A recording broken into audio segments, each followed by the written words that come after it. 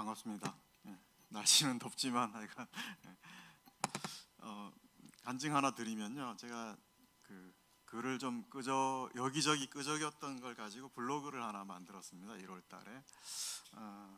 예. 근데 이제 구글에서 그 글이 좀 가치가 있다고 하면 광고를 줍니다. 그래서 근데 광고를 안 주더라고요. 뭐 가치가 없다고 생각했겠죠. 그래서 한 달이 지나고 4달이 지났습니다. 하나님께 기도했어요. 하나님, 제 글이 이렇게 가치가 없는 겁니까? 제 글이 10원의 가치도 없습니까? 10원, 내가 10원만 10원의 가치만 있게 해주신다면 내가 소원이 없겠습니다. 이렇게 기도를 했는데 드디어 구글에서 연락이 메일이 왔습니다. 구글에서 광고를 실어주겠답니다. 그리고 수익이 났습니다. 얼마인지 아십니까? 놀라지 마십시오. 13원 13원. 기도한 대로 13원. 네. 13원의 가치가, 어쨌든 제 글이 10원의 가치는 있다는 게 밝혀졌습니다. 다른 정보 하나 드리면요, 신문에 보니까 저는 이제 그런 어떤 과학적인 정보에 관심이 많은데 한 8년 동안 150여 명의 과학자들이 DNA를 분석을 했답니다. 그래서 뭐 요즘 DNA 분석 기술이 아주 뛰어나죠. 그래서 한 8년 했는데 인간하고 이렇게 동물하고 이렇게 DNA를 이제 게놈 숫자를 이제 비교를 하니까 이상한 결과가 나왔어요. 그러니까 인간의 그 게놈이 한 10,000개가 동물보다 작게 나왔답니다. 이해가 안 가죠. 아니, 동물에서 인간이 진화했으면 더 복잡하게 인간의 DNA 구조가 나와야 되잖아요. 근데 10,000개가 더 적게 나왔다고 이렇게 신문에 나왔더라고요. 그래서 뭐 그게 뭐 진화의 증거다 이런 얘기는 없는데, 하여간 제가 보기에는 창조의 증거 아니겠어요? 많지 않고 작다는 게, 하나님께서 더 작은 게놈을 가지고 만물의 영장인 인간을 창조하신 증거가 아닌가, 이렇게 좀 그 데이터를 보고 생각을 한 적이 있습니다. 로마서 말씀 계속 하고 있습니다. 오늘 17번째 시간이고요. 오늘 말씀은 로마서 9장 25절에서 33절까지 같이 교제를 하겠습니다. 제목은 디딤돌이 되자라는 제목으로 같이 교제를 나누겠습니다. 본문을 한번 교독하시겠습니다. 신약 252쪽에 있고요. 로마서 9장 25절에서 33절입니다. 제가 25절 먼저 읽겠습니다. 호세아의 글에도 이르기를 내가 백성이 아닌 자를 내 백성이라, 사랑하지 아니한 자를 사랑한 자라 부르리라.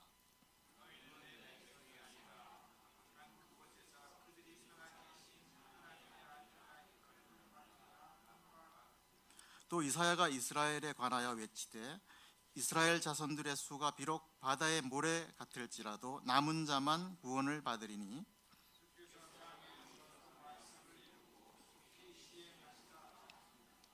또한 이사야가 미리 말한 바 만일 만군의 주께서 우리에게 씨를 남겨두지 아니하셨더라면 우리가 소돔과 같이 되고 고모라와 같이 같았으리로다 한가 같으니라.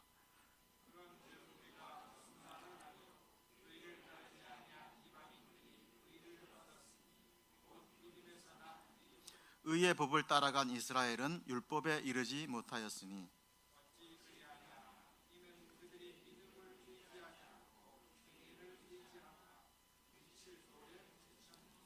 기록된 바 보라, 내가 걸림돌과 거치는 바위를 시온에 두노니 그를 믿는 자는 부끄러움을 당하지 아니하리라 한가 같으니라. 달정사라는 절에서 스님들이 아주 어려운 안건을 놓고 토론을 했습니다. 토론이 굉장히 뜨거웠고 심각했습니다. 심지어는 고성이 막 오가고 했습니다. 밤새도록 토론이 끝나지 않았습니다. 그래서 새벽이 밝아올 때까지 스님들의 토론은 이어졌는데요. 새벽이 왔을 때 한 구석에 있던 한 스님이 손을 딱 들고 큰 소리로 말했습니다. 이제 그만들 좀 하십시오. 제가 십자가를 지겠습니다. 이렇게 얘기를 했답니다. 스님이 십자가를 진다고 이렇게 얘기를 했습니다. 십자가는 이제 보통 명사가 된 것 같죠. 그러니까 십자가를 지겠다는 얘기가 나왔는데 나왔으니 이제 영원한 그 기독교의 숙제가 있습니다. 가롯 유다 딜레마가 있습니다. 가롯 유다가 12제자 중에 예수님을 파는 총대를 맸다는 딜레마입니다. 가롯 유다가 총대를 매지 않았으면 예수님의 십자가의 복음이 완성되지 않았다, 이렇게 주장을 하는 게 이제 가롯 유다의 딜레마입니다. 그러니까 가롯 유다는 복음의 지대한 공로자다, 이렇게 이제 주장을 하는 게 이제 그거죠. 그래서 뭐 하여간 그렇게 해서 가롯 유다가 구원받지 못하면 문제가 있지 않느냐, 이런 주장입니다. 일리가 있습니까? 말이 되나요? 말이 안 되죠. 그러니까 유다는 하나님의 말씀을 이루기 위해서 배반을 한 게 아니죠. 그러니까 유다는 자기 욕심 때문에 예수님을 배반한 거죠. 그러니까 유다는 결코 희생양이 아니고 유다는 자기 죄 때문에 심판을 받은 셈이 되는 거죠. 그래서 하나님은 일부러 어떤 악한 자를 만들어서 악한 일에 쓰시는 분이 아니시다, 이렇게 이제 지난번에는 말씀을 드렸습니다. 그러니까 악의 기원은 하나님이 아니시다, 이렇게 말씀을 드렸고, 그래서 가롯 유다는 원래 악한데 하나님께서 그 악함을 단지 사용하셨을 뿐이다, 이렇게 말씀을 드렸습니다. 그래서 복음을 끝까지 거부하는 사람이 지옥 가는 것은 그 사람에게 귀책 사유가 있다, 이렇게 말씀을 드렸습니다. 그리고 지난번에 또 한 가지 중요한 관점은 구원받을 사람의 입장에서 구원의 원인이 오로지 하나님께만 있다, 이렇게 또 말씀을 드렸습니다. 뭐 어떤 사람이 크리스마스 때 뭐 뒷집 형이 선물을 많이 준다 그래서 덜컥 따라갔다가 마음 문을 열고 예수님을 믿기로 결정한 뭐 예를 한번 들면은 교회 가자고 제안한 형, 또 따라간 나, 또 마음 문을 열고 예수님을 믿기로 결정한 내가 구원의 원인이 아닌가, 이런 이제 의문이 들잖아요. 근데 아닌 거죠. 그거는 구원의 동기는 될 수 있을지언정 구원의 원인은 아닙니다. 그러니까 구원은 내가 믿어서, 내가 잘나서 내 공로가 단 1%도 안 들어갔다. 그래서 구원받은 자 입장에서는 구원이 오로지 하나님의 선택과 예정과 작정으로만 이루어졌다, 이렇게 지난번에는 말씀을 드렸습니다. 작정하는데 작정은 지을 작, 정할 정. 그래서 일을 어떻게 결정하기로 했다, 그거를 이제 작정이라고 하는데요. 이렇게 하나님께서 우리를 구원하시기로 작정한 때는 창세 전이라고 했고, 이렇게 작정한 목적은 하나님의 영광을, 우리가 구원에 대한 자랑을 할 수 없고 하나님의 오로지 영광을 드러내기 위해서 이런 방법을 쓰셨다.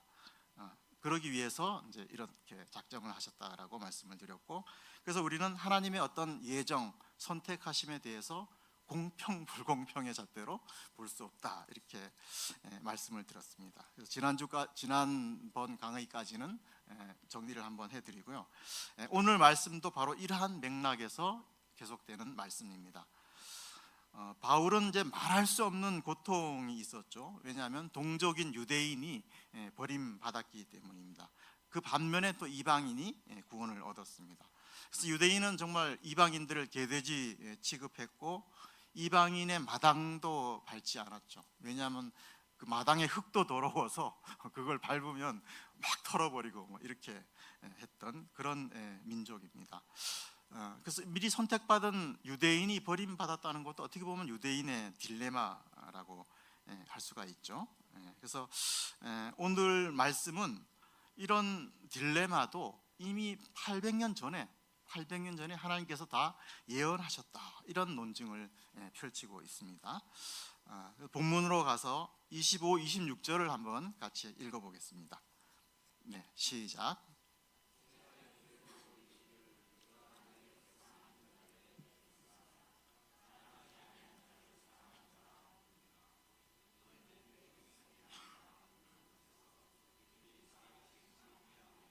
걸음을 받으리라 한가.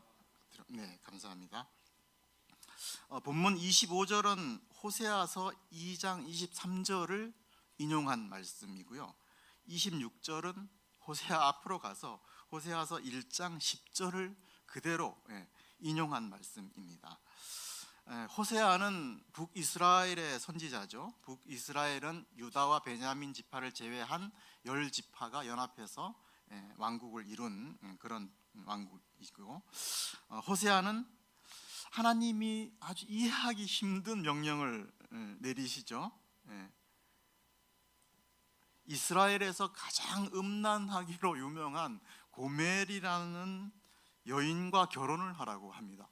이 거룩한 선지자가 그런 가장 좀 음란한 여인과 결혼 하라고 명령을 해서 이제 순종해서 결혼을 하죠. 그래서 3명의 자녀를 낳습니다. 아들, 딸, 아들, 이렇게 순서대로 3명을 낳는데 이름에 또 어떤 의미가 담겨 있는데요. 첫째 아들 이름은 이스르엘이라고 지었습니다.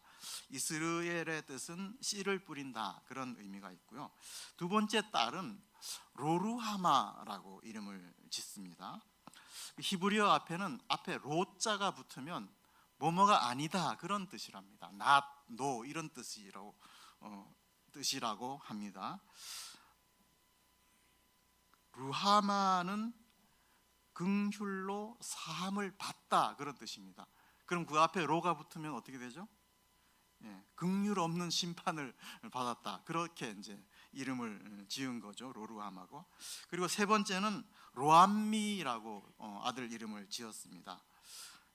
암미 앞에 로가 또 붙였죠. 그래서 암미는 내 백성이다, 그런 뜻이 있습니다. 그럼 앞에 로가 붙으면 내 백성이 아니다. 자녀 둘을 이렇게 이름을 이제 붙이라고 했습니다. 그러니까 당시에 이스라엘의 상태를 이 아이들의 이름이 이제 대변을 하는 거죠. 하나님의 긍휼함 없음을 받는 심판을 받게 된다라는 그런 뜻으로 이렇게 이름을 지어라고 하나님께서 명령하셨고, 고멜은 명색이 선지자하고 결혼을 했잖아요. 그리고 아이도 3씩이나 낳았잖아요. 그러면 가정에 충실하게 잘 살아야 맞죠. 근데 이 고멜이 어떻게 하는지 아십니까? 다른 남자와 눈이 맞아서 집을 나갑니다. 자녀를 다 버리고. 그리고 이제 그 눈 맞은 남성하고 잘 살면 뭐 좋겠죠. 근데 그 남성에게도 버림을 받습니다, 고멜이. 이때 하나님께서 다시 또 고멜을 찾아가서 데려와서 다시 아내를 삼으라고 그렇게 이제 또 명령을 하는, 어떻게 보면 이 한 가정의 비극이라고 할 수 있죠. 근데 이 비극이 바로 현재 당시의 북이스라엘의 상황과 똑같다라는 말씀입니다.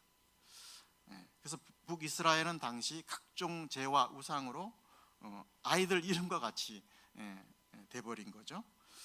그래서 하나님의 긍휼도 없이 우리가 잘 알듯이 아수르에게 멸망을 이제 당하게 된다는 그런 예언의 말씀인데요. 근데 하나님께서는 이런 긍휼이 없고 버림받은 심판을 하면서도 변함없는 하나님의 원리가 있습니다. 그것은 뭐냐면 반드시 회복하신다는 거죠. 이 구원의 원리가 항상 들어있습니다. 그래서 하나님의 심판의 목적은 심판 자체가 있는 게 아니고 반드시 구원하고 회복하는 데 있습니다. 그래서 이제 본문에 내 백성이 아닌 자를 내 백성이요 하나님의 아들이라고 일컬어지고, 또 사랑하지 아니한 자를 사랑했다는 뜻은 결국 하나님께서는 심판하시지만 회복하신다, 그런 이제 메시지를 사도 바울은 전하고 있습니다. 그러니까 이 상황이 현재 당시 사도 바울의 상황에서는 유대인들이 넘어지고 이방인들이 구원받는 것에 대한 예언의 말씀이 바로 이거라고 이제 인용을 한 것입니다. 그러니까 내 백성이라고 한 유대인들은 넘어지고 내 백성이 아니라고 한 이방인들은 구원받는 그 사건이 이 사건과 동일하다라고 이제 인용을 하고 있는 거죠. 그래서 우리는 이 말씀에서 한 가지 메시지를 얻을 수 있는 것은 우리는 고멜과 같은 로루하마, 로암미와 같았던 자들이었는데 하나님의 은혜로 이방인이었지만 하나님의 백성이 됐고 또 사랑받는 하나님의 자녀들이 되었다라는 메시지를 우리가 얻을 수 있고요.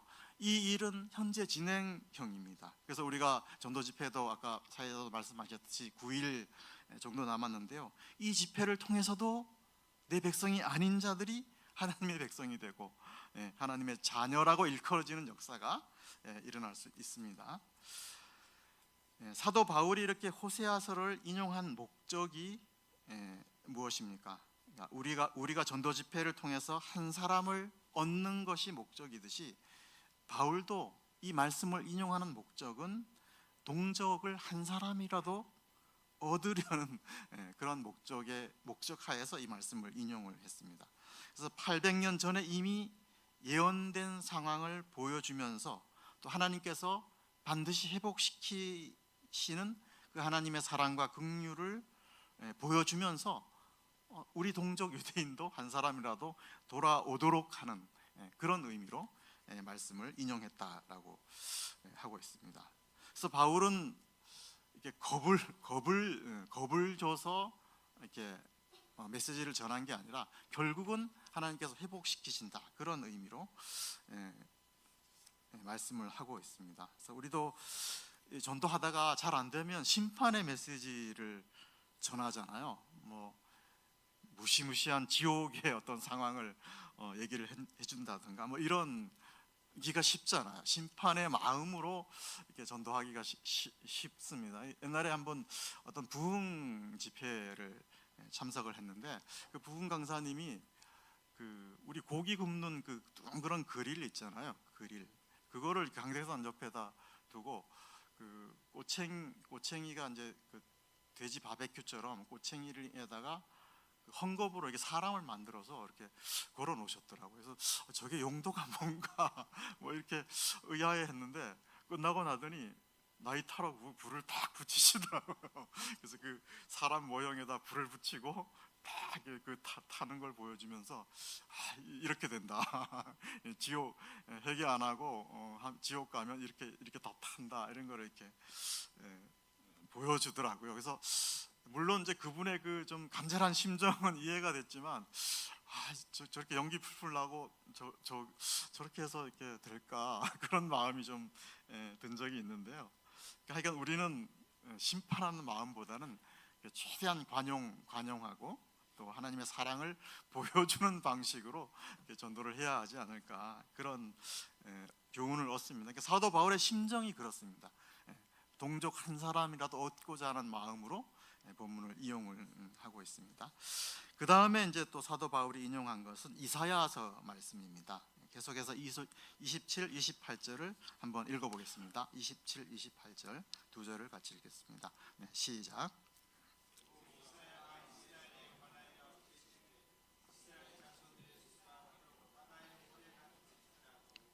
남은 자만 구원을 받으리니 주께서 땅 위에서 그 말씀을 이루고 속히 시행하시리라 하셨느니라. 예. 본문은 이사야서 10장 22, 23절을 또 그대로 인용을 했습니다. 그래서 이제 성도님들하고 거기를 읽어보고 얼마나 다른가 차이를 비교해보고 싶지만 시간이 없으니까 10장 22, 23절을 한번 나중에 찾아보시고 두 개가 얼마나 다른지 비교를 좀 해보시기 바라는데요. 제가 이제 비교를 해보니까 구약에는 이사야가 외쳤다 이런 말은 없더라고요. 근데 사도 바울은 외쳤다 이런 말을 여기다 집어넣습니다. 그래서 이제 외치다, 그러니까 안타까운 마음으로 외치다라는 뜻을 찾아보니까 새가 압박을 받아서 날카로운 비명을 지른다 이런 말에서 유래를 했답니다. 그러니까 정말 하기 싫은 말을 억지로 해야 하는 그 안타까운 심정으로 외쳤다. 그런 뜻으로 이제 외치다가 쓰였습니다. 그리고 이제 또 한 가지 다른 점은 구약의 이제 이사야서는 남은 자가 돌아온다 이렇게 써놨는데 사도 바울은 남은 자가 돌아온다를 구원받는다 이렇게 이제 인용을 했고, 또 구약의 이사야서에는 하나님의 공의로 파멸이 작정되었는데 이 심판을 끝까지 행하신다 이런 심판의 메시지가 구약 그 이사야서에는 들어 있어요. 근데 사도 바울은 아까 저도 말씀드렸듯이 심판 얘기는 다 뺐습니다. 심판 얘기는 다 빼고 남은 자를 구원하는 하나님의 사랑만 인용문에서는 이제 부각을 시키고 있습니다. 제가 왜 이렇게 구약에 인용한 말씀과 현재 말씀이 다르다라는 것을 말씀드리는가 하면, 우리가 여기서 성경을 보는 시각을 하나 교훈을 얻을 수가 있죠. 그래서 첫째는 구약과 신약은 상호 보완적이라는 거죠. 그러니까 구약의 말씀의 1차 수신자는 이제 북이스라엘 사람들이고, 그리고 2차 수신자는 바울 당시의 유대인과 이방인이 관계를 또 설명하는 말씀이고, 또 계시록 12장 17절에 또 남은 자에 대한 말씀이 있습니다. 거기 제가 잠깐 읽어드리면은 그 여자의 남은 자손 곧 하나님의 계명을 지키며 예수의 증거를 가진 자들이라고 계시록에 또 이런 말씀이 나옵니다. 그러니까 이 말씀의 3차 수신자는 현재 우리 성도들이 될 수 있고, 또 먼 미래에 예수님의 증거를 가진 모든 자들에게 이 말씀이 다 이렇게 해당이 될 수 있는 거죠. 그러니까 우리가 성경을 보는 시각은 이렇게 이중적이고 복합적으로 보는 시각이 필요하다는 거죠. 구약 따로 신약 따로 이렇게 따로 국밥으로 보는 것은 이제 좀 편협한 시각이라고 할 수 있고요. 그래서 예수님께서 요한복음 5장 39절에서는 너희가 성경에서 영생을 얻는 줄 생각하고 성경을 연구하거니와 이 성경이 곧 내게 대하여 증언하는 것이니라. 그러니까 예수님이 말씀하시는 성경은 구약 성경을 말씀하시는 거죠. 그러니까 구약 성경 어디를 읽어도 예수 그리스도에 대한 어떤 예표를 발견할 수 있다 이렇게 할 수가 있습니다. 그래서 제가 왜 이 말씀을 강조하는가 하면, 성경 66권은 죽어있는 책이 아니라는 거죠.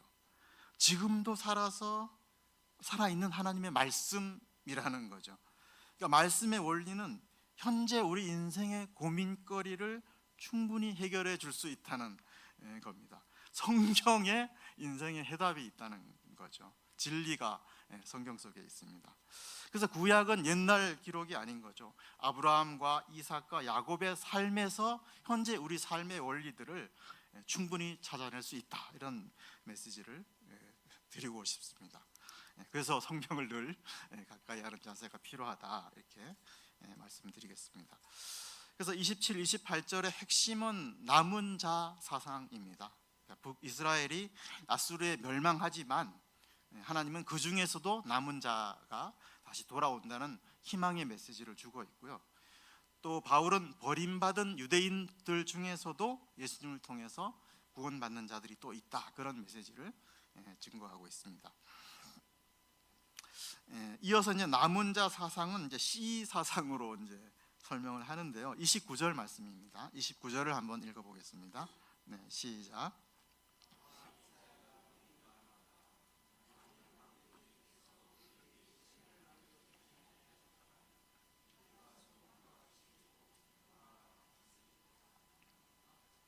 네, 감사합니다. 소돔과 고모라는 하여간 잘 아시듯이 하나님의 긍휼 없는 심판, 죄악 때문에 받은 그런 도시이고, 이게 본문 말씀도 어쨌든 하나님께서는 심판하시지만 반드시 씨를 남겨두신다 그런 의미입니다. 그래서 남은 자나 씨나 같은 의미로 해석을 하시면 할 수 있고요. 그래서 결국은 우리는 남은 자고 씨, 하나님께서 남겨준 보존해 주신 씨다 그런 메시지입니다. 그래서 뭐 남은 자라고 해서 뭐 우리가 찌끄레기다 이렇게 생각하시면 안 될 것 같아요. 그 못난 나무가 산을 지킨다 이런 얘기 많이 하잖아요. 그래서 잘난 사람은 교회를 안 지키고 좀 모지하는 사람이 교회를 지킨다 뭐 이런 얘기가 있는데 뭐 일리 있는 말인지는 모르겠는데 여기 계신 모든 분들은 찌끄레기가 아니죠. 남은 자고 씨죠. 못난 자가 결코 아닙니다. 훌륭한 분이라고 말씀드리고 싶은데요. 그 정약용이 편찬한 속담집인 아담 속찬에 나오는 말인데요. 농부는 죽어도 종자를 베고 죽는다 이런 말을 정약용이 썼다고 합니다. 아무리 먹을 게 없어도 다음에 농사에 쓸 종자는 꼭 남겨둔다 이런 말씀인 것이죠. 그래서 그 대길이에 가면 씨감자가 있습니다. 이 씨감자 아주 소중하게 키웁니다. 직사광선도 피하고 또 섭씨 3, 4도로 잘 유지했다가 파종을 하는 데 쓴다고 합니다. 그러니까 씨감자는 최우수 특산품인 거죠. 병충해에도 강하고 바이러스 피해도 없다고 합니다. 물론 수확량도 아주 월등하게 이렇게 높게 해줍니다. 또 사람들이 아주 애지중지 키우는 그런 씨감자가 있습니다. 대길이 고냉지 사업소에 제가 다 알아봤습니다. 그래서 남겨진 씨감자는 최우수 품종, 찌끄레기가 아니고, 그리고 뭐 종돈 우리가 종자소 그러잖아요. 그 종자소는 한 마리에 한 2억 8천씩 간답니다. 우수한 종자. 이렇게 남겨야 씨를 남겨야 되니까. 그러니까 하여간 제가 이 말씀을 드리는 거는 우리는 찌끄레기가 아니다는 거죠. 하나님이 아주 애지중지하시고 보호하시고 남겨준 그런 자들입니다. 그래서 자부심을 갖기를 바라고요. 그래서 또 어떤 상황과 어떤 조건에서 이렇게 씨는 하나님이 보존해 주시는 거잖아요. 그러니까 이 보존해 주시는 하나님을 믿을 때 우리의 장래도 걱정할 필요가 없다는 거죠. 그런 메시지를 또 얻을 수가 있죠. 개인의 장래뿐 아니라 교회의 장래도 마찬가지인 거죠. 그래서 우리가 우리 교회 주로 구성원이 50대 아저씨라고 그래도 될지 모르겠는데 50대잖아요. 그러니까 50대가 이제 뭐 한 몇 년 있으면 다 은퇴하고 나면 명주로 교회는 영기처럼 사라지지 않을까 뭐 이런 걱정하지 않아도 된다. 이 말씀을 볼 때 그래서 확실히 명주로 교회가 뭐 소돔과 고모라 같이 되지 않을까 그런 염려는 할 필요가 없는 것 같습니다. 왜냐하면 하나님은 반드시 씨를 남기시고 보존해 주신 분이라는 것을 본문을 통해서 알 수가 있습니다. 계속해서 30, 31, 32절 말씀인데요.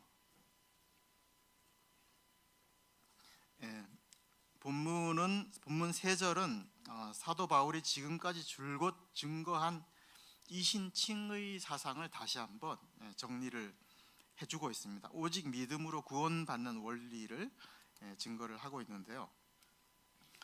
이건 제가 읽겠습니다. 그런즉 우리가 무슨 말을 하리요? 의를 따르지 아니한 이방인들이 의를 얻었으니 곧 믿음에서 난 의요. 의의 법을 따라간 이스라엘은 율법에 이르지 못하였으니 어찌 그러하냐? 이는 그들이 믿음을 의지하지 않고 행위를 의지함이라. 부딪힐 돌에 부딪혔느니라. 그러니까 유대인들은 믿음의 법을 따르지 않고 행위의 법을 따랐기 때문에 결국은 구원에 못 이뤘다. 오로지 믿음으로 구원받는다 그런 말씀을 반복하고 있습니다. 본문을 뭐 구구절절히 설명하기보다는 제가 예를 하나 들겠습니다. 울릉도 혹시 가보셨나요? 제가 예린이가 4살 때 울릉도를 한번 갔었습니다. 한 20여 년 전이죠. 묵호에서 이제 배를 타고 갔는데 배 처음 타니까 창가에 앉으면 굉장히 이제 즐겁게 창가에 앉았어요. 바깥 구경도 하고. 근데 얼마 못 가서 후회했습니다. 얼마나 이게 출렁거리는지 청룡열차 탄 기분이 들더라고요. 그래서 얼른 중간으로 옮겼고, 근데 예린이를 많이 걱정했는데 울릉도 갈 때까지 잘 자더라고요. 그런 일이 있었는데 울릉도까지 161km랍니다. 그러니까 한 4시간 정도 갔습니다. 근데 이제 이 울릉도를 가는데 걸어가려는 사람이 있다고 한번 해보세요. 안목에서. 그러면 갈 수 있겠습니까? 한 10m 가다 뭐 코에 물이 차면 다시 나오고, 또 걸어가려고 또 바다에 들어가면 10m 가다 차면 다시 나오고, 절대로 걸어서는 울릉도까지 못 가죠. 어떻게 가야 합니까? 배 타고 가야 되는 거죠. 그래서 울릉도까지 걸어가려는 그 시도가 율법의 행위로 구원받는 거라고 할 수 있습니다. 구원은 배를 타야 되죠.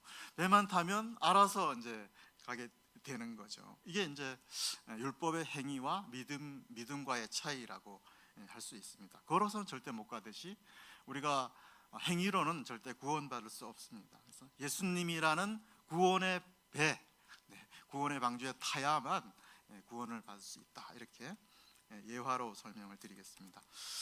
그러면 마지막 절을 읽고 정리를 해보겠습니다. 33절입니다. 시작.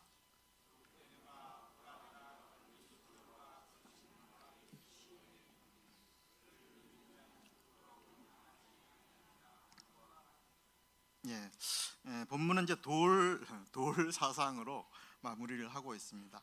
32절 하반절에 보면 부딪힐 돌이 나오고 있고요. 또 걸림돌, 거치는 바위가 나오죠. 성경에는 돌이 굉장히 많이 나오죠. 뭐 주춧돌도 있고, 뜨인 돌도 있고, 머릿돌도 있고, 모퉁이 돌도 있고, 산돌도 있고, 반석도 나오고요. 돌이 굉장히 많이 나오는데 뭐 아마 이것만 잘 정리해도 하나의 메시지가 될 것 같습니다. 근데 돌, 반석은 다 예수님을 상징하죠. 그래서 유대인들은 예수님이 걸림돌이 된 거죠. 왜냐하면 다른 메시아를 기대했기 때문이죠. 정치적이고 힘 있는 메시아를 기대했기 때문에 예수님은 반대니까 예수님께 걸려 넘어진 셈이 되는 거죠. 그래서 정말 선입견을 가지고 성경을 보니까 구약을 달달 외워도 예수님이 어떤 분인지 제대로 발견을 하지 못했죠, 유대인들은.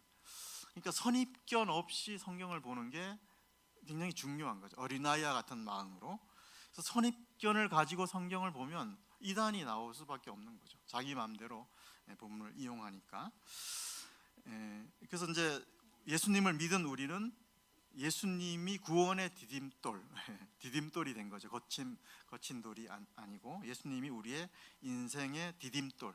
그러니까 예수님이라는 반석 위에 우리는 집을 지은 사람들이라고 할 수 있습니다.